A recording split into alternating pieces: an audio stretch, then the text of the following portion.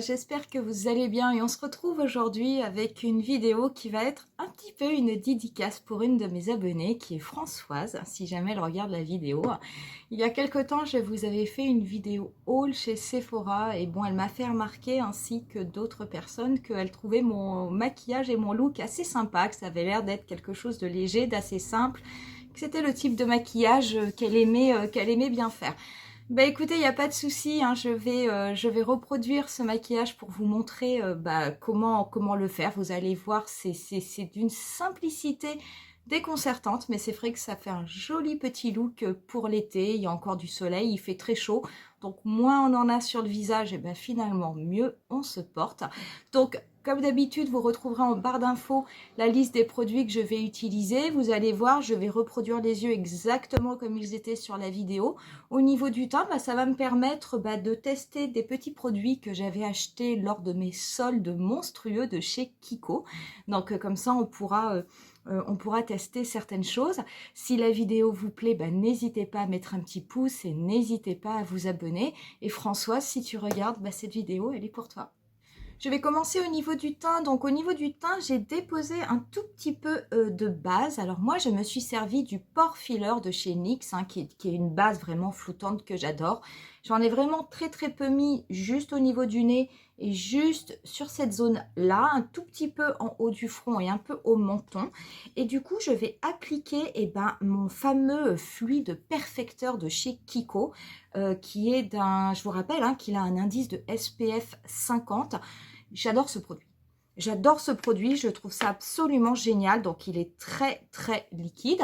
Je vais l'appliquer avec un pinceau de chez Urban Decay, donc qui ira très bien pour le travailler. Et je vais du coup le passer sur la totalité de mon visage.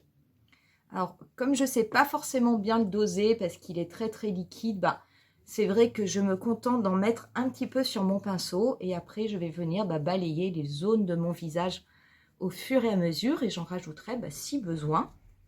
Donc c'est un produit qui va apporter, il est légèrement teinté, donc il va un petit peu colorer mon visage. La couvrance va être légère, mais il y a une couvrance, c'est vraiment un effet naturel, mais quand même avec une couvrance. Donc j'adore ce fluide, franchement j'adore ce fluide, et vous avez été plusieurs à me le signaler dans les commentaires en me disant si seulement c'était un produit qui pouvait basculer dans la collection permanente. J'avoue que je suis assez d'accord avec vous. C'est vrai que ça serait pas mal si on avait ce petit produit-là, même si c'est clairement ils l'ont sorti plutôt pour l'été. Mais pourquoi pas, il pourrait très bien nous faire d'autres teintes qui correspondraient un petit peu mieux à une saison d'hiver. Je le descends par contre bien dans mon cou parce que c'est vrai que moi j'ai toujours un cou qui est quand même extrêmement blanc par rapport à mon visage. Et comme ce fluide est un petit peu teinté, mais en tout cas, vous l'appliquez, il pénètre extrêmement bien au niveau de la peau. Vous avez un petit côté, c'est pas réellement glowy, mais vraiment ça capte la lumière. Vous avez un petit effet lumineux sur le visage, vraiment très sympa. Voilà pour le teint. Je vais mettre un petit peu d'anti-cerne et aujourd'hui je vais travailler avec mon anti-cerne, le Flawless Fusion en teinte 2C de chez Laura Mercier. Je vous rappelle que cet anti-cerne là, c'est un anti-cerne qui est quand même plutôt prévu pour les peaux mixtes à grasse. Si vous avez une peau sèche, je ne vous le conseille pas. Je veux dire, vous risquez d'avoir un résultat vraiment très vilain. Je vais en déposer un petit peu ici parce que toute la matinée j'ai porté les lunettes pour répondre à vos commentaires. Et du coup, ça m'a fait une marque au nez et ça, malheureusement, on ne peut absolument rien faire. Je vais me servir de mon petit pinceau double embout, enfin de mon gros pinceau double embout que j'avais acheté chez Kiko, qui fait partie de la collection Dolce Diva, pour justement venir l'étaler.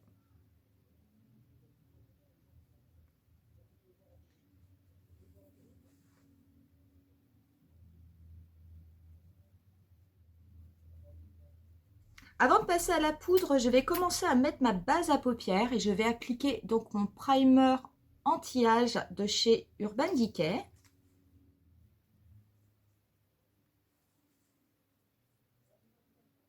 Et je vais ensuite venir poudrer très légèrement avec ma poudre Laura Mercier, qui est ma poudre habituelle, Par-dessus, je viendrai mettre par contre une poudre de finition de façon à vraiment flouter au maximum les zones de mon visage qui en ont besoin. Donc je vais garder mon pinceau double embout de chez Kiko. D'ailleurs, à ce sujet, il est génial. Le côté poudre, il est hyper doux. Il n'y a pas de souci pour appliquer de la poudre. On pourrait même appliquer des blushs éventuellement. Il n'y a absolument aucun problème. Le côté un petit peu, on va dire, tampon, estompeur, biseauté de celui-là. Donc, moi, je m'en sers pour l'anti-cerne parce que je trouve que la forme, elle est assez cool pour pouvoir l'étaler. Mais par contre, attention, quand vous travaillez votre anti-cerne, bah, il a tendance à faire un peu mal, à piquer parce qu'il est quand même il est très dense. Donc, c'est vrai que si vous vous en servez pour éventuellement faire un petit peu de contouring, je pense que ce sera beaucoup plus pratique. Par contre, voilà, si vous vous en servez comme moi pour l'anti-cerne, bah, c'est pas la sensation de l'année non plus, quoi. Donc, je vais appliquer ma poudre. Je vais balayer rapidement sur la totalité de mon visage.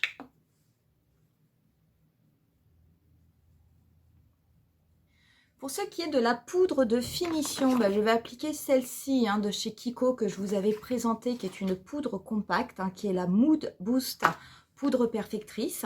Et je vais l'appliquer, avec mon pinceau, comment il s'appelle celui-ci? C'est le pinceau 93 de chez Sephora. C'est un pro enlumineur, donc je l'aime bien parce qu'il est extrêmement doux. Il est assez fin, il est précis, nickel. Donc je vais simplement le frotter là-dessus et je vais venir le passer sur les zones où éventuellement je peux avoir des pores de façon à tout lisser. Donc essentiellement sur les ailes du nez, au-dessus de ma pommette, le nez et puis le front. Pour ce qui est des yeux, vous allez voir, on va faire quelque chose de très très simple puisqu'on va travailler essentiellement avec deux couleurs. Je vais me servir en fait d'une couleur qui va être extrêmement irisée. Donc si vous avez des teintes irisées, si vous avez des teintes pailletées, c'est absolument l'idéal pour ce type de maquillage que je vais venir appliquer sur la totalité de ma paupière mobile. Et je vais me servir d'une teinte mate mais qui va être plus foncée, simplement pour venir légèrement cercler mon maquillage au niveau du coin externe et du coup d'y apporter un petit peu plus de profondeur. C'est tout ce que l'on va faire. Il ne va pas y avoir de réelle teinte d'intensité, de construction de maquillage. Ce que l'on a envie, c'est d'être maquillé, que ce soit joli, que l'on voit qu'on soit maquillé, mais que l'on ait l'impression de sortir du lit et d'avoir la même tête tous les jours que lorsqu'on se réveille. Donc pour ce type de maquillage, moi j'aime essentiellement me servir de couleurs qui vont être un petit peu violines, rose, fuchsia, bordeaux, mais des couleurs plutôt qui vont aller vers le violet, violine. Je trouve que c'est extrêmement joli. D'abord, bon, moi j'ai des yeux noisettes, c'est vrai que ça va faire ressortir un petit peu le côté vert de mes yeux. Si vous avez les yeux verts, forcément c'est une couleur qui vous ira à ravir. Mais ce sont des couleurs qui vont, c'est un peu comme le rouge, qui vont faire ressortir un petit peu tous les yeux. L'avantage par rapport au noir, c'est que le noir, c'est quelque chose qui va durcir le regard, quelle que soit la couleur de vos yeux. Le marron, c'est quelque chose de beaucoup plus doux qui va les mettre en valeur, mais c'est vrai qu'il fait beau, c'est l'été. Le marron, on en porte toute l'année, donc pourquoi pas essayer de changer de couleur un petit peu pendant l'été. Et le violet, le violine, c'est vraiment la couleur, je trouve, qui est idéale pour ce type de maquillage, qui donne bonne mine, qui donne de l'éclat, qui donne du peps, sans être trop voyant ou trop extravagant. Donc moi, je vais me servir, parce que je m'étais servi pour ce maquillage de la palette Améthyste Obsession de chez Huda Beauty. Ce sont donc ces mini palettes. Là, c'était sur le thème d'une couleur. Donc, je vais me servir de cette teinte-là. Je vais vous la montrer, je vais vous la swatcher, qui va me servir de couleur mate pour cercler mon maquillage. Et en fait, je vais faire un mélange de ces deux couleurs-ci pour faire la nuance au niveau de ma paupière mobile. Les deux ensemble, je vous assure, c'est extrêmement joli. Si jamais vous n'avez pas cette palette, pas de panique. Je veux dire, il y a plein d'autres palettes où vous pouvez faire exactement la même chose. Donc, vous pouvez le faire. Donc, si vous avez la palette New Nude d'Huda Beauty ou si vous avez son dupe qui est celui-ci, qui est la W7 Socialite, qui est absolument génial. Je vous ai fait plein de tutos avec. Et ben vous pouvez également faire la même chose. Donc vous pouvez vous servir de cette teinte là pour la mettre sur la paupière mobile, hein. Donc vous voyez, c'est quand même extrêmement irisé, c'est très joli, hein. Et après, pour ce qui est du contour, ben, vous pouvez soit vous servir de la teinte juste à côté qui est un mauve, hein, qui est très très très joli, ou vous pouvez éventuellement prendre celle-ci qui est en haut dans le coin. Vous voyez, celle-là qui va être peut-être un petit peu plus foncée. D'ailleurs, oui, moi je prendrais plutôt ces deux-là. Donc cette teinte-ci et celle-là, vous les mettez ensemble, très honnêtement, vous aurez le même résultat, il n'y a absolument aucun problème.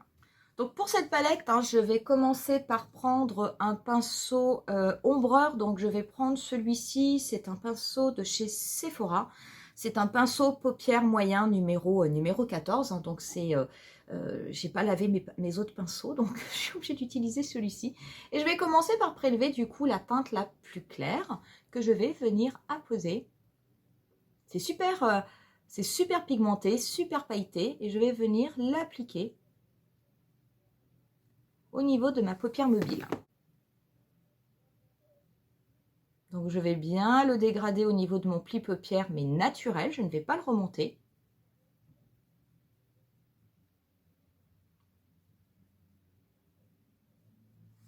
Je vais retourner mon pinceau, je vais venir prélever un petit peu de la teinte du milieu qui est due au chrome, de façon à ce que ce soit toujours lumineux, mais un tout petit peu moins clair. Je vais venir tapoter.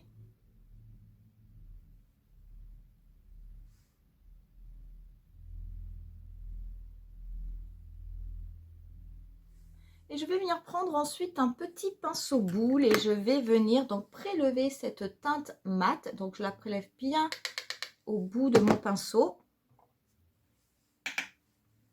Et je vais venir me positionner donc dans le coin externe de mon œil. Donc je vais tenir ma paupière. Je vais légèrement venir dégrader cette couleur.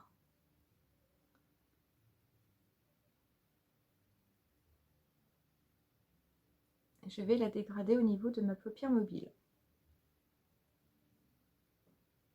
Donc je fais juste pour le moment ce petit coin comme ça. Je viens fermer mon maquillage au niveau du coin externe.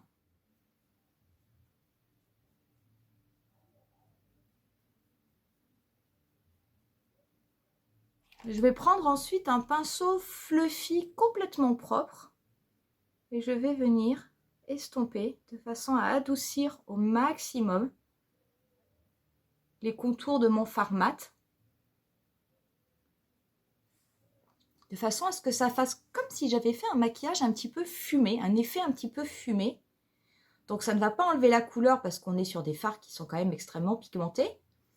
Et de toute façon, je n'ai aucun produit sur mon pinceau. Donc ça va plus diffuser, diluer la couleur.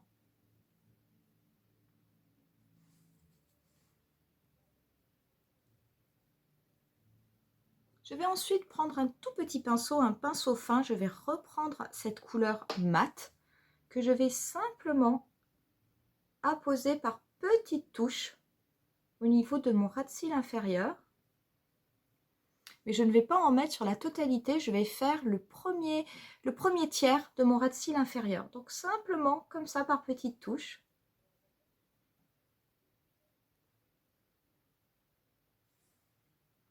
Juste, voilà. C'est la seule, on va dire, petite touche d'intensité que l'on va mettre, pas plus. Parce qu'on veut quelque chose de léger. En tout cas, pour le travail des fards, on a terminé. Je vais prendre un crayon noir. Donc moi, je vais prendre celui de chez Kiko que j'avais acheté en promotion qui venait de... c'est de la collection Fruit Explosion. Je vais en appliquer, pas en eyeliner. Je vais le mettre au niveau de ma muqueuse. Par contre, uniquement de ma muqueuse supérieure.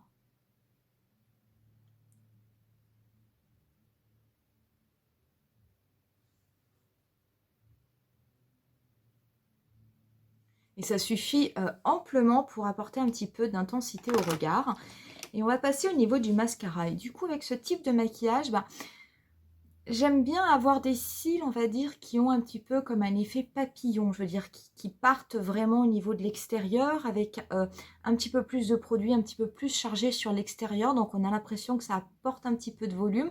Ça m'évite de mettre des faux cils individuels juste au niveau de la fin de ma frange de cils.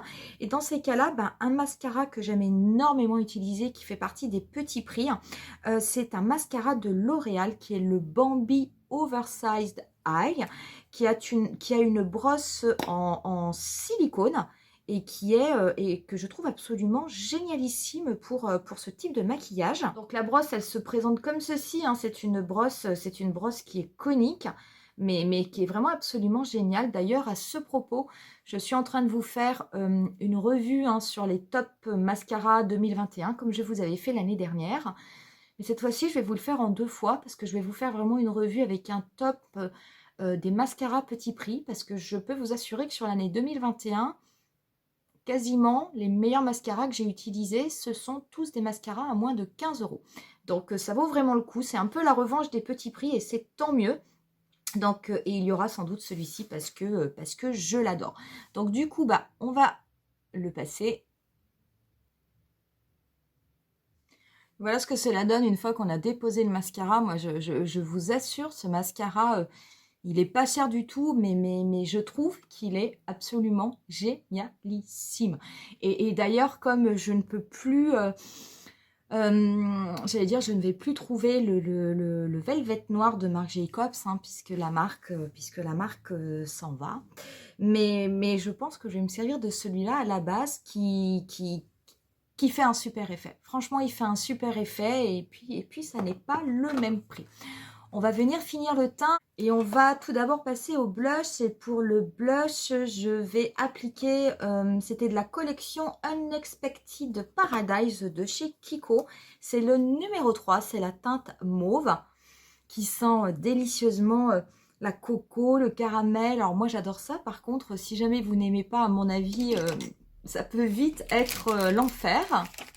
Je vais donc, il est mat, hein, celui-ci, et je vais venir, ouah, puis il est pigmenté. Alors, je vais d'abord déposer sur mes joues, je vais venir travailler après.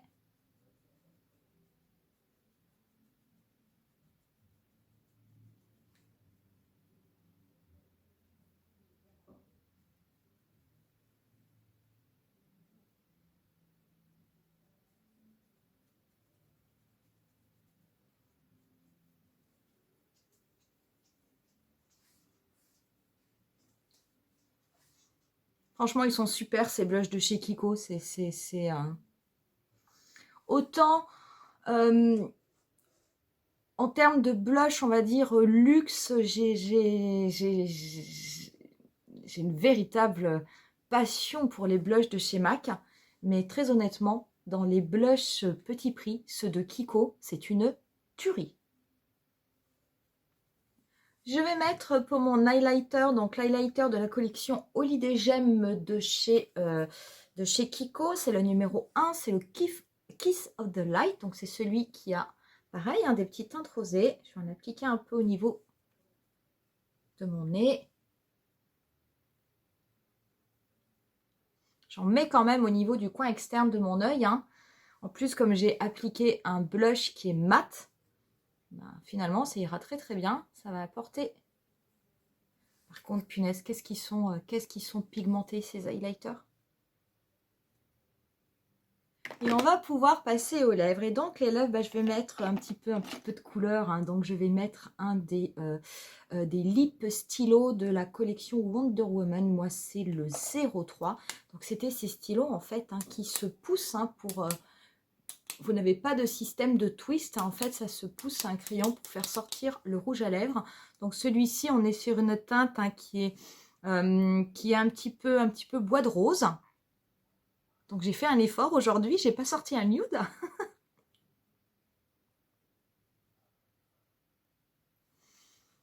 Mais par contre, ils sont super, ces produits à lèvres.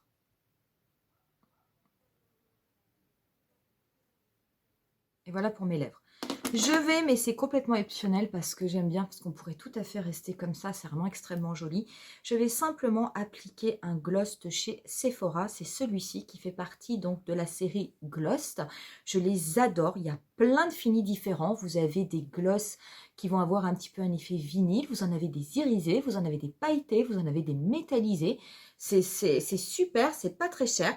Celui-ci c'est la teinte numéro 10, Wild, donc qui en fait est un transparent qui est un petit peu dû au chrome pailleté, je veux dire très très joli. Je vais juste en appliquer un tout petit peu au niveau du creux des lèvres.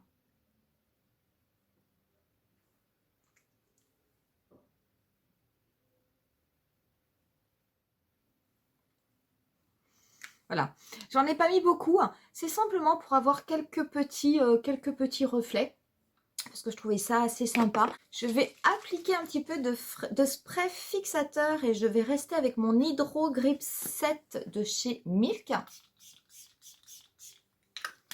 Ah, c'est un vrai bonheur ce produit quand vous le mettez sur votre visage l'été.